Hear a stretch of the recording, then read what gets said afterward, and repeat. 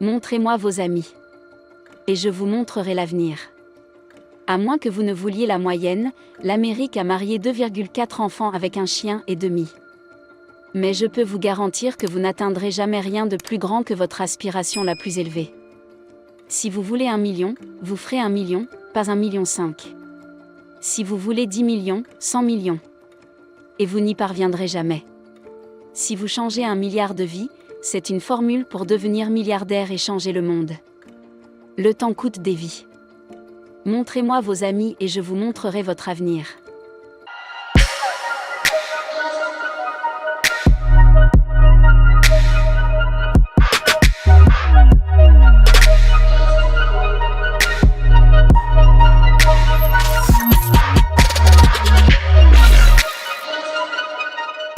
Vous voulez savoir pourquoi vous êtes à l'écart? Il suffit de regarder le fondateur qui traîne avec moi, je fais ce que vous ne voulez pas faire. Saviez-vous ce que vous devez faire pour être là où vous voulez être? Ted Turner vient de fêter son 75e anniversaire sur CNN il y a quelques mois. Il a fait quelques commentaires. Il dit tout d'abord, et je ne suggère pas que ce soit le cas pour tout le monde, que c'est la façon dont j'ai vécu le premier jour de ma vie. C'est comme ça que j'ai vécu les 10 premières années de ma création, je dormais sur mon canapé, je n'avais pas d'appartement.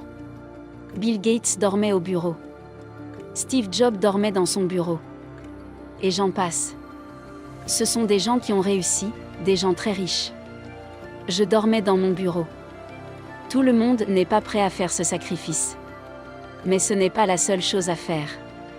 Mais même si vous ne voulez pas dormir dans votre bureau, si vous voulez envoyer vos enfants dans une meilleure école, si vous voulez pouvoir vous occuper de vos cheveux, de votre mère quand elle sera atteinte de démence, si vous voulez faire tout cela, il faut de l'argent. Le manque de confiance en soi. Aujourd'hui, ils pensent qu'ils ont de l'estime pour eux-mêmes. Ils pensent que c'est parce qu'ils ont gagné un peu d'argent. Mais en réalité, et lorsqu'ils comparent leurs revenus à ceux des 10,12 autres personnes assises autour de la table, ils réalisent ou commencent à se demander s'ils n'ont pas simplement eu de la chance. Nous tous, quand nous ne faisons qu'un seul tour, nous nous demandons si j'ai eu de la chance. Je l'ai fait tellement de fois. Je sais que je n'ai pas été chanceux. J'ai peut-être eu de la chance la première fois, mais je n'ai pas eu de chance toutes les fois. Mais ma vie a changé. Quand je suis partie, j'étais un gamin un peu désordonné, j'ai eu beaucoup d'ennuis, j'ai été arrêté 4 ou 5 fois, j'ai fait de la prison et mon père était flic. Mais ensuite, je me suis porté volontaire pour la conscription en 1966, au plus fort de la guerre du Vietnam, et je suis allé à l'OCS. Cela a changé ma vie, car c'était la première fois que je pouvais me mesurer à d'autres personnes dans le cadre d'un programme de haute performance. 2/3 des PDG de Fortune 500 ont une chose en commun, une formation militaire, et près de 2/3 d'entre eux ont autre chose en commun. Les arts martiaux, qu'apprend-on dans les arts martiaux par la discipline, la concentration. Beaucoup de gens ne croient pas qu'ils méritent d'être là. Je les ai convaincus.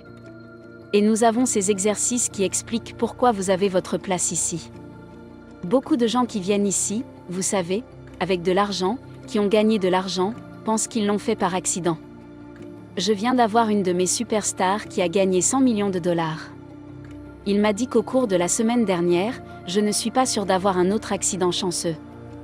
J'aurais engagé un ingénieur du MIT pour le faire. Mais je veux dire que j'ai essayé beaucoup de choses.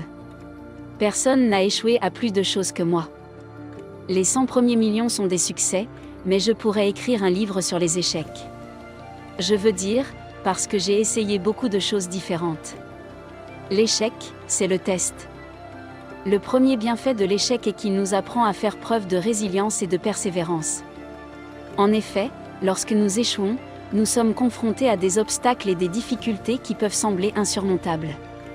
Cependant, en continuant à avancer malgré ces épreuves, nous développons notre force de caractère et notre capacité à surmonter les défis futurs.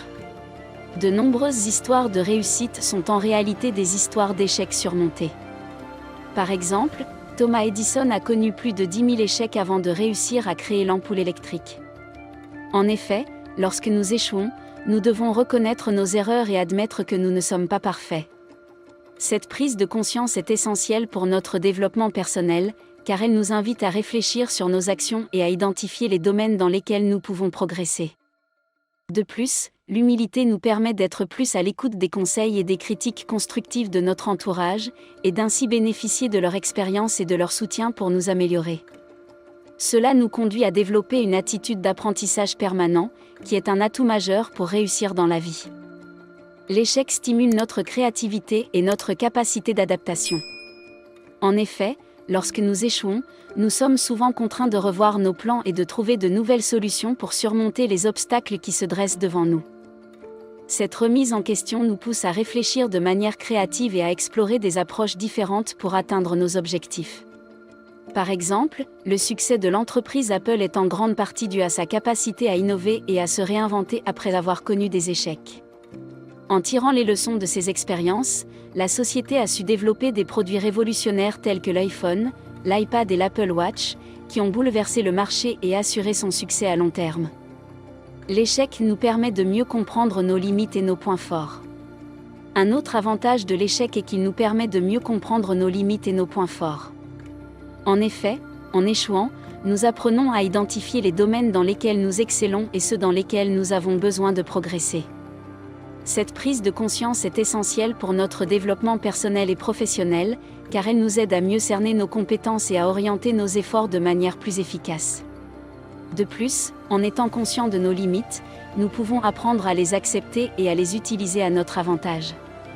Par exemple, si nous savons que nous avons du mal à gérer notre temps, nous pourrons mettre en place des stratégies pour améliorer notre organisation et éviter de nous laisser déborder par les échéances. L'échec nous pousse à prendre des risques et à sortir de notre zone de confort. Enfin, le dernier bienfait de l'échec est qu'il nous incite à prendre des risques et à sortir de notre zone de confort. En effet, lorsque nous échouons, nous réalisons que l'échec n'est pas une fatalité et que nous pouvons nous relever et avancer malgré les obstacles. Cette compréhension nous encourage à oser prendre des initiatives, à expérimenter de nouvelles choses et à relever des défis qui peuvent sembler intimidants.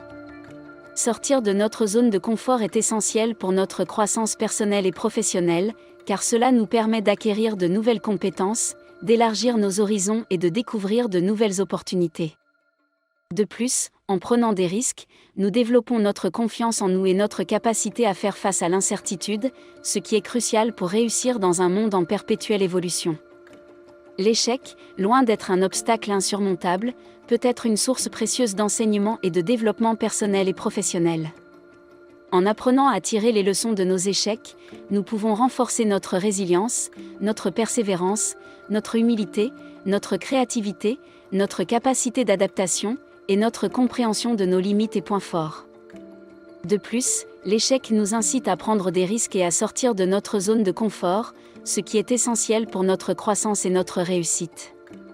Alors n'ayez pas peur d'échouer, car chaque échec est une opportunité d'apprendre et de progresser vers le succès et l'une des raisons pour lesquelles j'ai si bien réussi à générer cette équité et cette valeur chez mes enfants, c'est parce que je les ai convaincus qu'il n'y a pas de mal à faire une erreur. Il n'y a aucun mal à rencontrer des échecs. Vos parents vous ont probablement dit que vous pouviez faire tout ce que vous vouliez, mais que vous ne pouviez pas. Je ne suis pas allée dans une bonne école. Je suis un exemple vivant parfait qui a eu beaucoup de problèmes en tant qu'enfant de la classe ouvrière. Mes parents sont allés dans une université médiocre. Ils ont été recalés 3 fois avant que je n'obtienne mon diplôme avec mention, mais ils n'avaient pas d'argent pour commencer avec $820. Mais je me suis consacrée à la réussite. Je portais des costumes comme celui-ci avant de pouvoir me l'offrir, j'ai eu à trimer très fortement. La plupart des gens procrastinent parce qu'ils ne sont pas sûrs d'eux, alors faites-le. Mais je n'ai jamais eu de problème à le faire. Parce que l'une des choses que l'on apprend en tant que jeune dans l'infanterie de combat, c'est que le temps coûte des vies. Nous suranalysons parce que nous ne sommes pas sûrs de nous. Nous ne suranalysons pas. Nous ne suranalysons pas parce que nous ne sommes pas sûrs que ça va marcher ou pas, nous sommes plus inquiets sur le plan émotionnel. Nous vous remercions d'avoir suivi toute la vidéo. On espère que vous avez apprécié. Alors nous vous donnons rendez-vous pour la prochaine vidéo. N'oubliez pas d'activer la cloche de notification pour ne rien rater à l'avenir. À très bientôt. Vivre et non survivre. Soyons prospères.